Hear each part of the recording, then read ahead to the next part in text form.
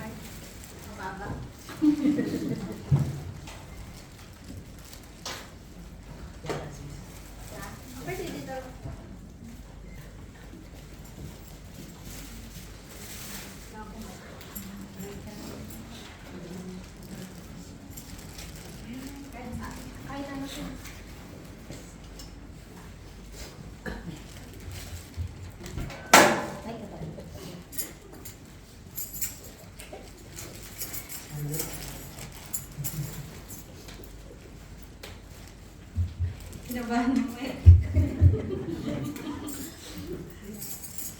Good afternoon po. Kinabahan yung mic or parang hello. Are you blessed? Yes. Amen. So,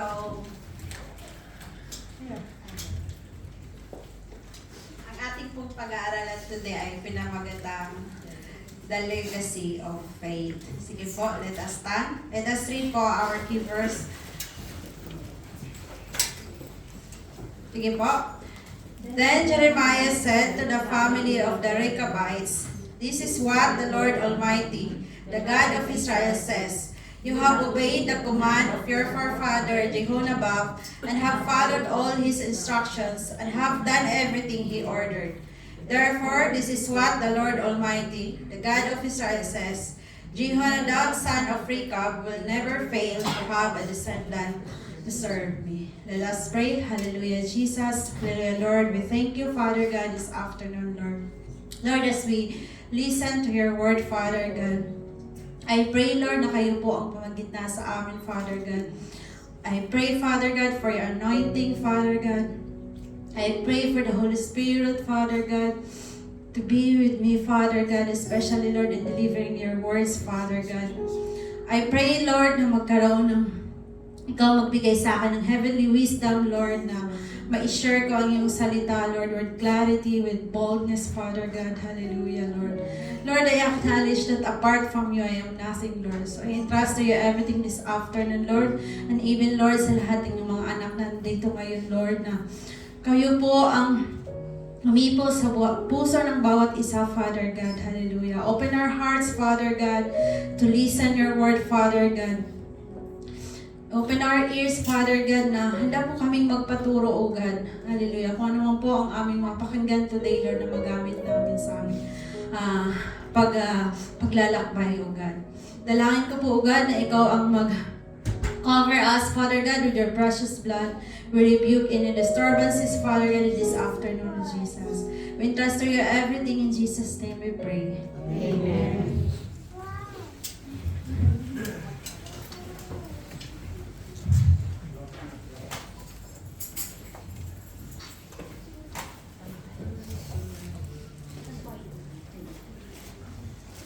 The legacy of faith. Pag marinig po natin yung legacy, next. What is legacy? What enters your mind when you hear the word legacy? Amen? Pag sinabi si Duterte, anong legacy ni Duterte? Siguro war on drugs. Pag si BBM, ako nakatatak na sa akin na everything is normal. Kapag kayo po ba, ano yung legacy na gusto nyo? Ang legacy sa Tagalog na ngayon, pamana or mana. So siguro, ano yung nasa isip natin? Pamana sa ating mga anak? Or is it pera ba? Possessions ba? I mean, gold? Or success, comfort, recognition? These things may shine for a moment, pero hindi magtatagal. stay lang forever sa mga possessions natin. Amen?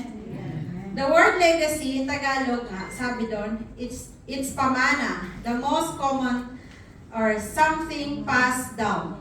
Pwedeng money, pwedeng property, or values. Ang mana naman ay inherited trait of characteristics. Yung mga traits o katangian na naipapasa natin sa ating mga biological children or spiritual children. So, ngayon pag-uusapan po natin yung legacy na eternal. Yung legacy na sinasabing ipapasa natin sa ating spiritual or biological children. Amen? So, legacy of faith. Pag ang mana ba pag nagpe-prepare ba tayo ng mana for our children, ano ba yung piniprepare pag naghihingalo ka na? Or piniprepare siya in advance? In advance. So, we don't know kung anong mangyayari sa atin ngayon, especially ngayon na anytime may pwedeng mangyari. So, dapat we are ready. So, kailangan ba natin dapat i-prepare ang ating legacy? We should start now. Amen? Because the truth is, what you value shapes how you live. Yung legacy daw, kung how you live today is the legacy you will leave behind. Amen? How we live today, kung paano ka namumuhay ngayon, iyon yung maiiwan mo. Amen po? So, it's us kung ano yung gusto nating obituary or pag nakalagay sa kabahong natin na ito, yung ano kaya yung halimbawa naisip po ba natin na minsan, what if mamatay ako ngayon? Ano yung sasabihin ng mga anak mo? Or mga taong nakapaligid sa'yo? Pwede po ba nating i-imagine yun? Sige po, pumikit po tayo in few seconds lang po. Imagine po natin, kung mamatay ka today, may hindi pumikit. Kung mamatay ka today, ano po yung sasabihin ng mga tao na kapaligid sa inyo? Yan lang po. Naisip po ba natin kung ano yung masasabi ng mga anak natin? Kung ano yung masasabi ng mga spiritual children sa atin? Siguro naman po walang gustong wala naman talagang gustong magmatay ka tapos maraming natutuwa dahil namatay ka, or talaga naman darating naman tayo sa point na yon, pero hindi din maganda na ay buti namatay na, wala nang pasaway or something. So yun yung pag-uusapan natin, yung legacy na gusto ng Panginoon na iiwan natin. So when we talk about legacy of faith, it's not about wealth or success. It's about passing down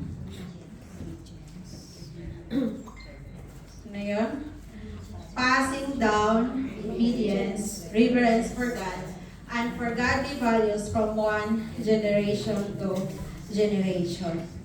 Sa text po natin kanina, sunod po. Sorry, mawawala. Sige po, next po. Yung overview po ng ang ating text po from Jeremiah 35.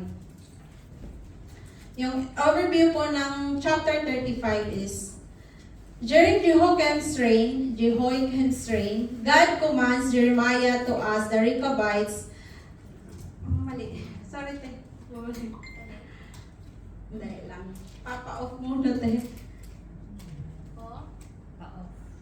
Sandali, pasensya na po, mali yung nabigay ko kay ate yung sa akin.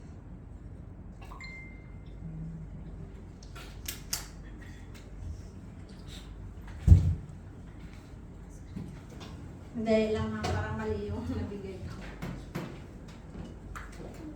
Kunin ko lang yung phone.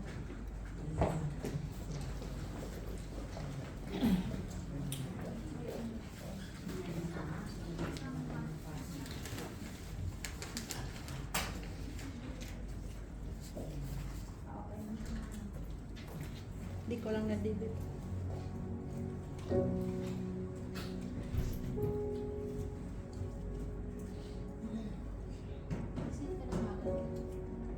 Mamaya na.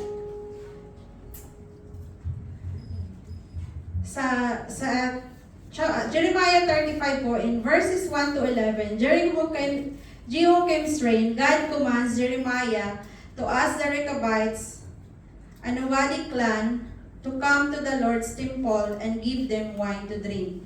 They declined, citing the strict instructions of their ancestor Jonadab or Jehonadab, son of Rechab, to live in tents, not drink wine, and not plant vineyards.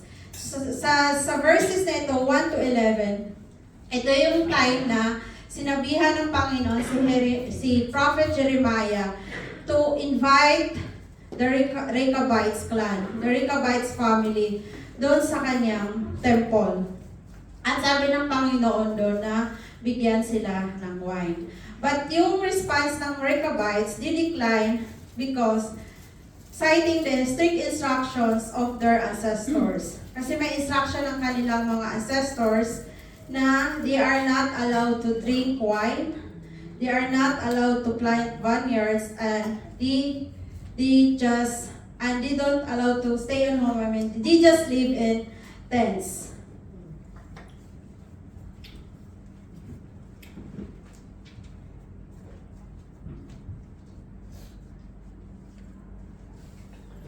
And next po, yung contrast. In verses 12 to 16, God highlights that the Rechabites obeyed their ancestor for generations, while Judah has not listened to him despite repeated warnings. So sa 12 to 16, di ba, in-invite na Prophet Jeremiah ang mga Rechabites in the temple of God to drink wine, pero nag-neglect sila. And yun yung highlight ng Panginoon sa mga people of Judah na hindi nakikinig sa kanya, yung matitigas na mga ulo despite of repeated warnings. And then on verses 17 to 19 in Jeremiah 35, because of the Rechabites' faithfulness, God promises that Rechabites will never fail to have a man to serve him. Okay na ito. Because of their faithfulness, because of the Rechabites' faithfulness, God promises that Rechabites will never fail to have a man to serve him.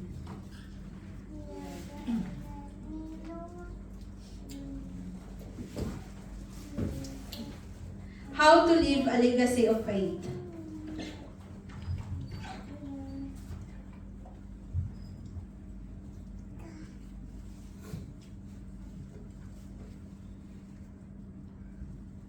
Number 1 is follow God fully. Amen? Let us read po in Jeremiah 35, 6 to 7. Alam naman po natin yung overview ng chapter na ito. But let us read again. Let us read 6 to 7. But they replied, we do not drink wine because our forefather Jehonadab, son of Rechab, gave us the command. Neither you nor your descendants has ever drink wine. Also, you must never build houses, sow seed, or plant vineyards. You must never have any of these things, but must always live in tents. Then you will live in a long time in the land where you are nomads. So,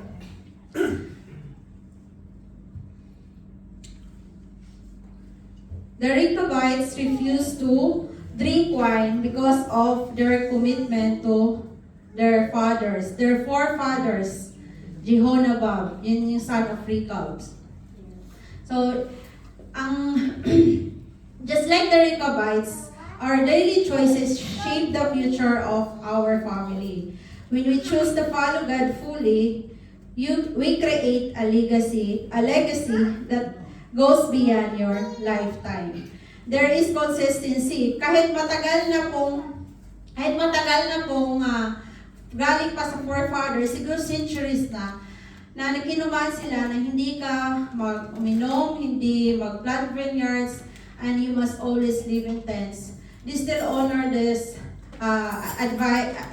still honor this instruction from their forefathers. So isang malinaw po na halimbawa na total dedication at paninindigan ng mga Rechabites. Hindi talaga issue dito yung iinom sila or hindi. Kasi si Lord sinabing, invite them to drink a wine. Tapos ayaw nilang uminom. Ang point dito, it's not about drinking or not drinking wine. Kasi sabihin, ay pwede pala kasi si Lord pwede pinapainom ng wine. But the point here is yung dedication nila, paano nila i-honor yung words ng kanilang ancestors. Their forefathers, the Honabab, the ancestors of Rechab. Amen? So the real point is yung dedication at yung kanilang total obedience dun sa mga rules or yung instructions ng kanilang forefathers. Sumunod sila sa itinuro ng kanilang forefathers after many generations. Yun yung blessed na buhay ng mga Rechabites, how they honor, how they follow their ancestors. So, para po sa atin today, how we apply today, sa lahat po ng ating napapakinggan, we should follow God fully. So, hindi po, kasi ngayon, sometimes pa-follow tayo, sometimes hindi. There is inconsistency. Ang kailangan po ng ating Panginoon ay consistency. Yan tulad po natin sa ating mga anak, sasabihin mo ngayon, bawal kang gumawa ng ito. Pero on the next day, gagawin nila, pero papayag ka. So, okay lang pala. So, yun yung matatak sa isip nila na minsan okay, minsan hindi. So, yun yung gusto ng Panginoon na gayahin natin. We should follow the mindset or the attitude of the Rechabites. Amen? Kahit yung sino mang nag-invite, parang special sila. Dinala sila doon sa temple ng Panginoon, iniferan sila, but they refuse to drink. Dahil may sinusunod sila or they have followed the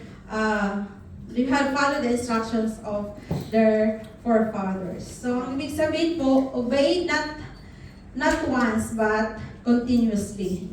Continuous po ang ating pag-obey sa ating Panginoon. So, yun yung kailangan na makita, lalo na sa ating mga biological children, na paano tayo magbigay sa kanila ng instructions, dapat panindigan natin. So, same as a Christians, no? Kung ano yung ating nababasa or nabasa, hindi lang ngayon, medyo ako ngayon kaya, sorry Lord, pwedeng excuse po na.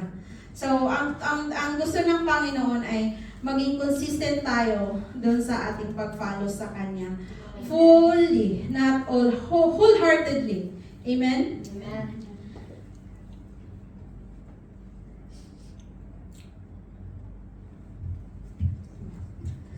In Proverbs 3:5-6, alam ko medyo na sa atin to, familiar na sa atin to.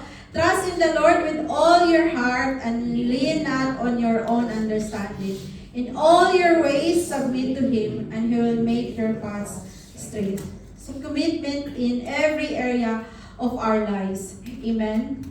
Hindi lang, sometimes magta-trust ka, sometimes hindi, lalo na sa sitwasyon natin ngayon, na dumadating din yung time na nababali natin yung pagtitiwala natin sa Panginoon na natatakot ka pa din, di ba? Hindi mo naman naiiwasang matakot. Pero let us be reminded that God wants us to trust Him in all our heart and in all our ways.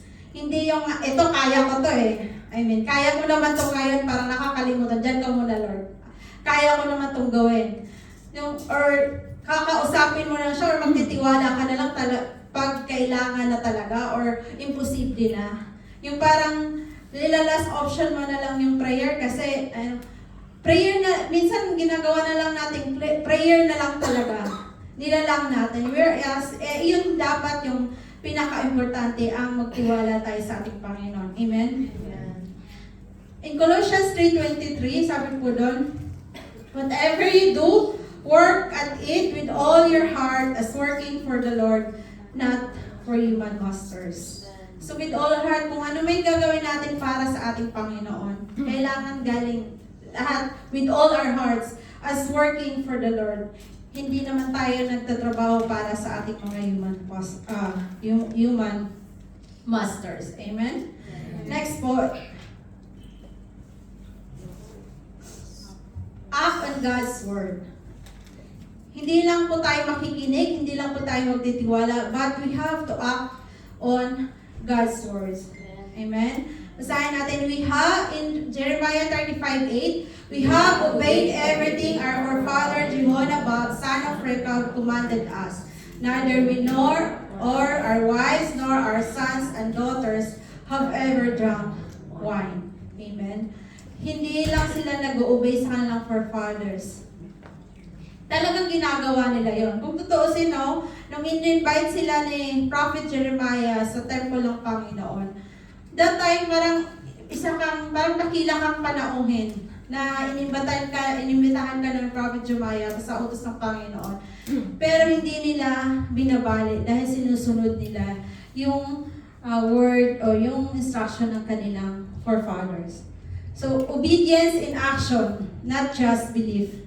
Amen? Useless po ang ating pagtitiwala. May mga instructions na tapos hindi natin sinusunod. So, obedience in action, hindi lang belief. Amen? The Rechabites didn't just know the command, they lived it out. Amen? Acting in God's word means putting truth into practice daily. Consistency. Consistency across generations. Like this Jerobites. Kung hindi na natin mabilang kung ilan silang nandun at ilang ng mga ninong dumaan. Kasi sabi doon, kung sa pag-aaral, parang 250 years na binigay yung instruction na yun sa mga ancestors ng Rechabites. But still, they honor it. And kumpleto pa yun sa isip nila at they have acted on it. Okay? Amen? Amen. Faithfulness even when tested.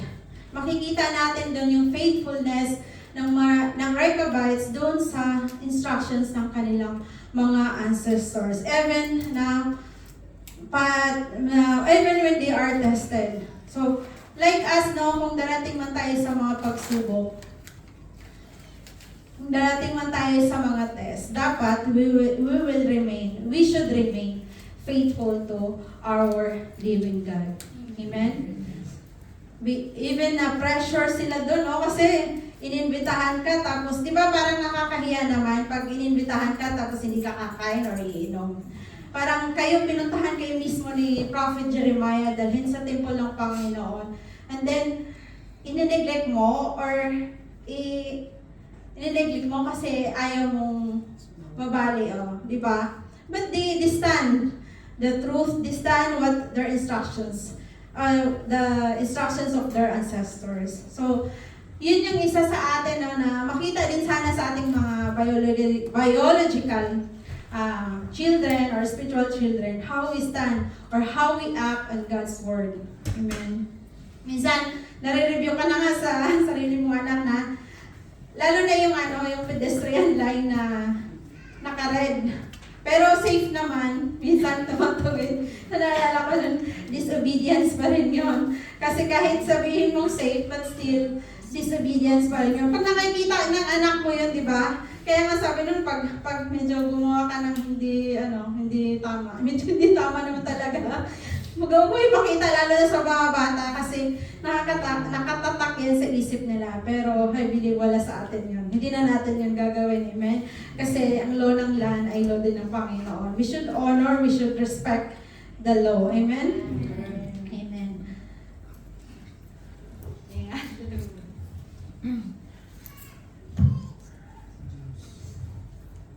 Sabi doon, do not merely listen to the word and so deceive yourself. Do what it says. Amen? Clear call po yun mga kapatid to put God's word into action. Kasi Kung hindi mo gagawin, useless pala yung useless pala yung salita ng Panginoon kung hindi mo din gagawin. Amen? Next verse po. Naantok po tayo lahat. He replied, "Blessed are those who hear the word of God and obey it." May karugtong po. Blessed po yung nakinig at sumunod. So blessing comes from obedience. Amen? Amen? Amen. Amen. Let us read po next verse. Keep this book of the law always on your lips. Meditate on it day and night. Then you will be prosperous and successful. Meron tayong gagawin. Kailangan nating i-meditate yung salita ng Panginoon at nangangako siya na success will follow. Amen? Prosperous. Because God designed us to live a life with abundance. Amen? Success follows obedience and meditation on God's Word. Next po. Increase in faith daily. The Rechabites maintain their faithfulness every day, building a lifestyle of obedience. Amen. Yung mga Rechabites pala, di ba, nabanggit doon na they are nomadic. Alam po ba natin yung nomadic? They live in tents, para silang NPA, no permanent address.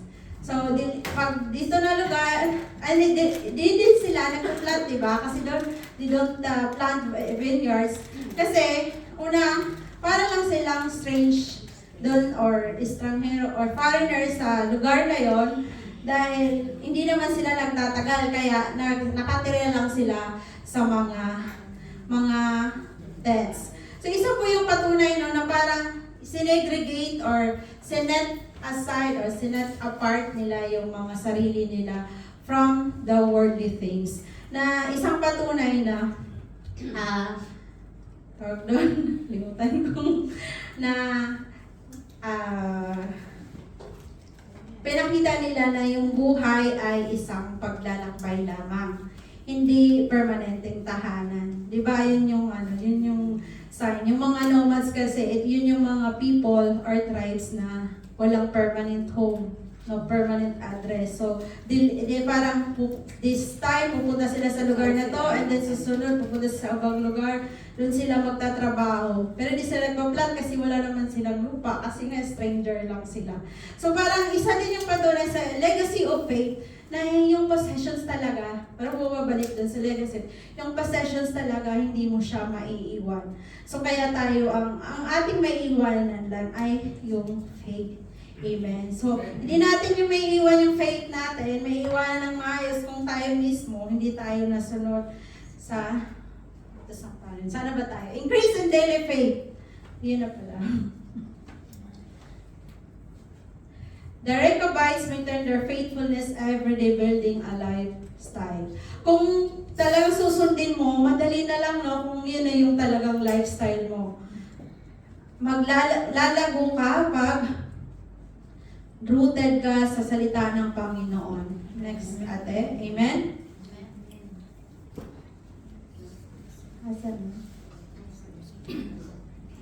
Basahin po natin in Psalm 119:105, Your word is a lamp for my feet and a light for my path. So faith grows as you consistently hear and read God's word. Mag-grow tayo basta tayo magbabasa ng kanyang salita at makikinig. Di ba? Sabi doon, yung faith? By hearing and hearing. Siyempre, obey din. Amen? Next po is, increase in daily faith, fixing our eyes on Jesus, the pioneer and perfecter of faith. For the joy set before Him, He endured the cross, scorning its shame, and sat down at the right hand of the throne of God. May life verse. So, whatever circumstances na may encounter natin, just focus or fix your eyes on Jesus. Huwag kang tumingin sa kaliwat kanan mo. Just focus on Jesus so you will grow your faith. Amen? Kasi kung mag-focus ka sa katabi mo, ay okay lang pala mag-absent ngayon or hindi mag-attend ngayon. Talagang ma-disappoint ka, manghihina ka. Kaya dapat ang ating titingnan lang, may life verse talaga, is si Jesus. So whatever trials na may encounter mo, focus ka lang sa Lord kasi we will be victorious pag nakaka-focus lang tayo sa ating Panginoon. Amen? Amen. Next po. Mabilis po ba? Trust God in all circumstances. So then Jeremiah said to the family of the Rechabites, "This is what the Lord Almighty, the God of Israel says, you have obeyed the command of our father Jonabab and have followed all his instructions and have done everything he ordered. Therefore, this is what the Lord Almighty, the God of Israel says, Jehonabad, son of Rechab, will never fail to have a descendant to serve God." Sabi, to serve me. Sabi nga doon, trust the process. Amen? So, kahit may reward, no? Kung talagang mag-trust tayo, kung whatever circumstances we are in, whatever situations we are in, if we trust God, amen, we will be victorious. Like what happened to Rechabites, they stand on the word of their ancestors. And may reward ang Panginoon, no? Like them. So, hinintulad nga doon, ngayon sa atin, hinintulad na yun ng Panginoon, yung Rechabites or yung people of Judah. Kasi actually, tinawag ng Panginoon, or kasi sa ibang mga ibang pag-aaral na sinasabi na test yon sa Rechabites. Pero sabi ng ibang mga, yung nag-aaral ng salita ng Panginoon, na hindi yun test. Kasi unang-una, alam ng Panginoon gaano ka-faithful yung mga Rechabites. Hindi yun test. Ang gusto lang ng Panginoon na ma-display yung goodness niya or makita yung faithfulness ng Rechabites at ma-example siya doon sa people of Judah na who are mga hard, mga matitigas ang ulo, kahit ano pa yung mga warning. So, in-invite sila not to test them because they are proven na 250 years na silang pinapractice nila yung instruction ng kanilang ancestors. Yun na yung lifestyle nila. Alam ng Panginoon na hindi sila mababali or hindi mo sila matitempt.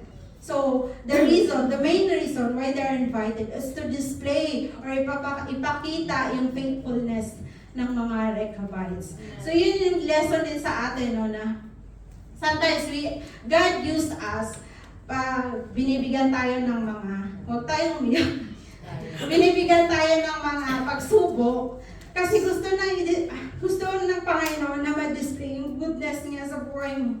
Yung pagtitiwala mo sa Kanya, whatever happens, Walang iyak, ha? Ayun, next po. Cut. Wala na ba? Sabi doon, do not be anxious about anything, but in every... Tissue. Ba't ako naiyak? Kasi hindi, nawala yung introduction ko eh. Do not be anxious about anything, but in every situation, by prayer and petition, with thanksgiving, present your request to God. And the peace of God, which transcends all understanding, will guard your hearts and your minds in Christ Jesus. So how we live the legacy to our biological children. So sometimes na nakikita kanilang umiyak, tapos sasabihin niya, you can do it, mama. Parang nandyan naman ang Panginoon. Nakikita din pala nila yun yung pagtitiwala mo at yung faith mo kay God. So naipapamana yun, nakikita nila na how you stand. Ayun.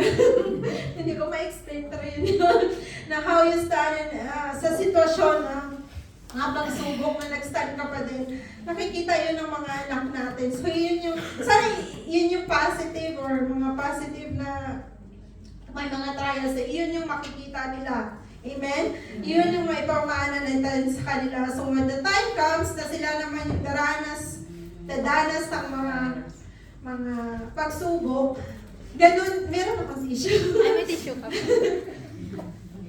Kung by the time na sila naman man yung makakaranas ng pagsubok, alam natin na matatagumpayan nila dahil nakikita nila sa atin. Amen? Nakikita nila sa atin gaano tayo nagtitiwala sa Panginoon. Hold on lang. Next po. Hold on to God's promises. So God honored the Rechabites because they remain faithful. Amen?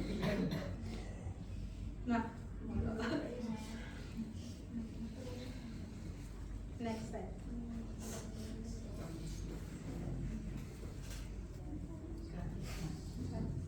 Let us read po. God is not human that He should lie, not a human being that He should change His mind. Does He speak and not act? Does He promise and not fulfill? Amen.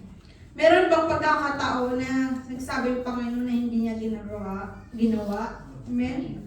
So yun po yung natin, let us hold on to God's promises. Amen? Next po. In 2 Corinthians 1:20, for no matter how many promises God has made, they are yes in Christ. Amen? So through Him, the Amen is spoken by us to the glory of God. Amen. All are yes. Amen? Yes ang ating Panginoon. Next po.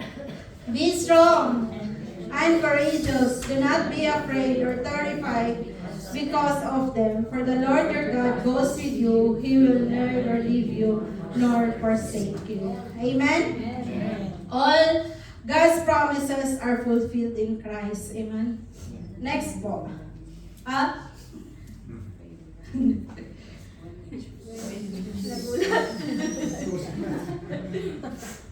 Amen po. Let us stand po.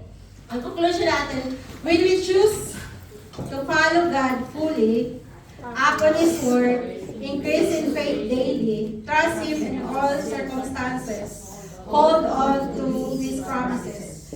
We are not just living for today. We are shaping eternity. Amen? And next po. A legacy of faith is not built in a moment. It is built in daily choices that point others to God. Amen? Let us be people who stand firm in faith so that when our time is done, others will rise and say, because of their lives, I learned to follow God. Ang sarap po na isipin, no? Kung darating man yung time na mawala tayo or sasabihin ng mamahal natin sa buhay, because of his life or her life, I learned to follow God.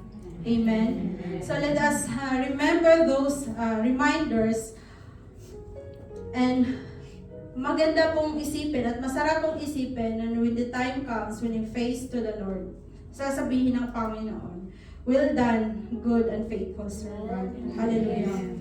Hallelujah, Lord Jesus. We thank you, Father God. We glorify your name, Lord. Salamat po, Father God, sa mga salita mo, Father God. Dalangin ko, Father God, na kayo po ang pagbigay ng kalinawan, Lord, sa kaisipan ng bawat isa, Father God, kung naman yung narinig namin ngayon, Father God. Let there be conviction, Lord, sa puso ng bawat isa, Father God. Lord, I know I'm not worthy to share your words, God, but you make it happen, Father God. Kayo po ang magturo sa amin, Lord, puso namin, Father God. And we pray, Father God, and we declare that everyone here, Father God, will choose to follow you fully, to act your words, Father God, and to increase our faith daily, to trust you in all circumstances, and to hold on to your promises, O God. Hallelujah, Lord. Salamat, Panginoon, sa mga pangako mo, O God. Katulad po ng buhay ng mga Rechabites, Father God, we will remember every word ng mga promises mo, Father God, and we pray, Lord, that by the help of the Holy Spirit, Father God, we will do it, Father God. We will act on it, Father God. Hallelujah. Hanggang sa ating pagkikita, Father God. Hallelujah. Lord, dalangin ko po, O God, na silihan niyo po, Lord, ang mga salitang ito sa aming mga puso, Father God. Make us worthy, Father God. Make us worthy na biological mother our Father, Father God, sa aming mga anak, Father God, na makita nila, Lord, ang aming unshaken or unwavering faith sa inyo, Father God. Hallelujah. We thank you, Father God, and we entrust to you everything sa tanghaling ito, Father God. Thank you for your words. In Jesus' name we pray. Amen.